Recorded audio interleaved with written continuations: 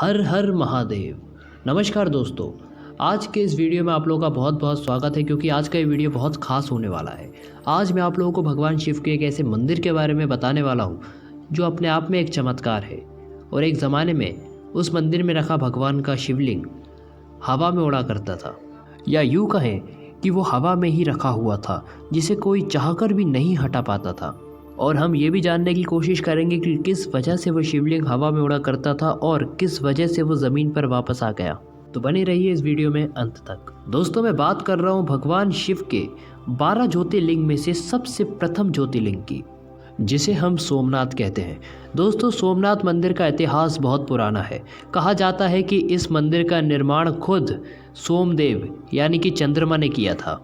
इस मंदिर का निर्माण ऐसे हुआ था कि प्रजापति दक्ष ने अपनी 27 कन्याओं का विवाह चंद्रमा से कराया था।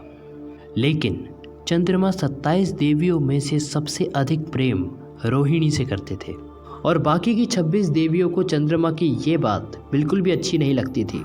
ऐसे ही एक दिन बाकी 26 देवियों ने इस बात की शिकायत अपने पिता प्रजापति दक्ष से की।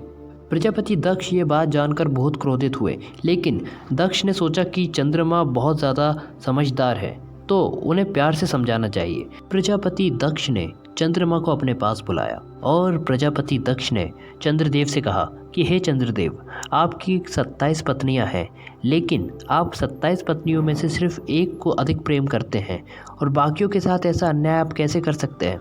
प्रजापति दक्ष ने चंद्रमा के सामने हाथ जोड़कर कहा कि चंद्रमा, आप कृपया ऐसा ना करें।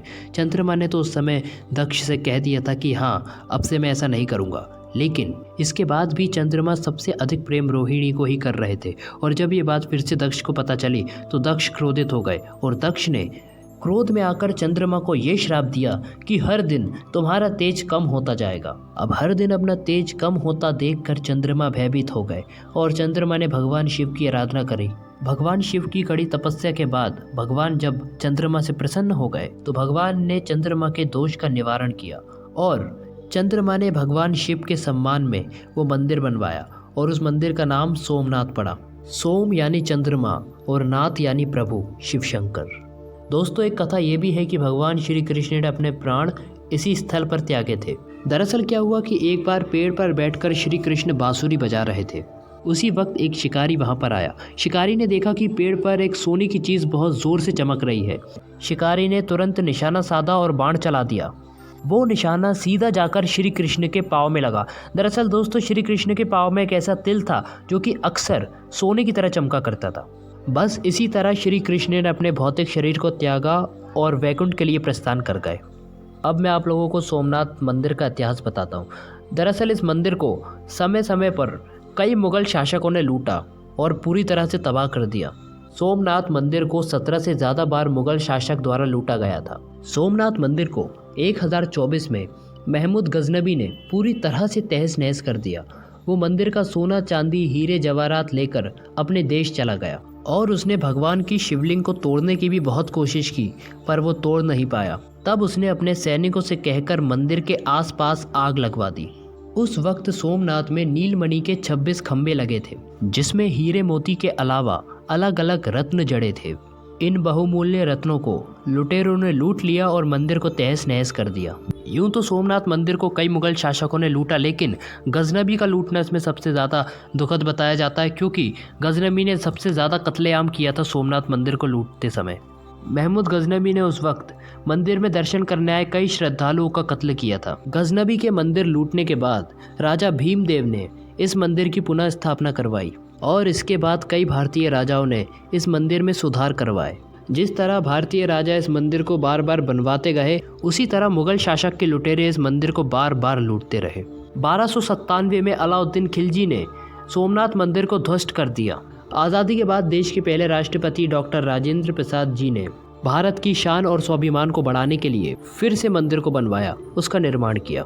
और सरदार वल्लभ भाई पटेल जी ने भी सोमनाथ मंदिर के मूल मंदिर को बनवाया। सोमनाथ मंदिर से कुछ ही दूर देवी अहिल्याबाई के द्वारा स्थापित किया गया भगवान शिव का एक मंदिर भी है।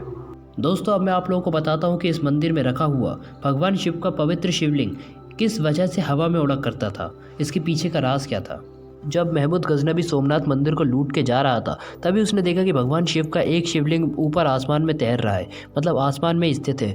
तब गजनबी ये देखकर अचंभित रह गया कि ये शिवलिंग किस तरह से हवा में उड़ रहा है। सबसे पहले तो गजनबी ने उस शिवलिंग को नीचे उतारने की कोशिश की, जिसमें वो नासफल हुआ, और फिर उसने हवा में उस शिवलिंग को तोड़ने की कोशिश की, लेकिन वो ये भी नहीं कर पाया। इसके बाद कई सालों तक वो शिवलिंग हवा में ही उड़ता रहा। फिर बहुत सालों बाद वो शिवलिंग धीरे धीरे नीचे आने लगा, बहुत ही धीरे गति से। जब कुछ लोगों ने ये बात नोटिस की कि वो शिवलिंग नीचे आने लगा है, तो उन लोगों ने जानने की कोशिश की कि ये शिवलिंग किस वजह से हवा में तैरता था। तो उन्हें पता चला कि शिवलिंग के नीचे एक ऐसी मणि है, उस मणि में एक ऐसी चुंबकीय शक्ति है जो इसको ऊपर की तरफ धकेलती है। उस मणि के अंदर कुछ इस तरह की रेडिएशंस मौजूद थी। उस मणि को जब वहाँ से निकालने की कोशिश की तो वो शिवलिंग और तेज़ी से नीचे आने लगा, और नीचे आते आते वो शिवलिंग एक दिन ज़मीन से जुड़ गया और वो मणि भी उस ज़मीन के अंदर ही रह गई। रिसर्चर्स और जानकारों का कहना है कि वो शिवलिंग वास्तव में कुछ समय पहले हवा में उड़ा करता था, और उस मणि की शक्ति की वजह से इस शिवलिंग को कोई नुकसान नहीं पहुंचा सकता, और वो मणि आज भी उस शिवलिंग के नीचे दबी है। यही है भगवान शिव का चमत्कार। दोस्तों, आज की वीडियो में मैंने आप लोगों को सोमनाथ मंदिर के इतिहास के बारे में बताया और उससे जुड़ी कुछ अनसुनी बातें भी बताई। उम्मीद करूंगा आप लोगों को ये वीडियो पसंद आएगी। अगर आप फ्यूचर में इस तरह की वीडियो देखना चाहते हैं तो प्लीज़ कमेंट ज़रूर करें। कमेंट में ये ज़रूर बताना कि आप भगवान शिव के सभी 12 ज्योतिर्लिंग के बारे में जानना चाहते हैं, तो उसके लिए मैं एक अलग वीडियो बना दूंगा। पूरी वीडियो देखने के लिए आपका बहुत बहुत धन्यवाद। फिर मिलेंगे हमारी दूसरी वीडियो में, तब तक के लिए ओम नमः शिवाय।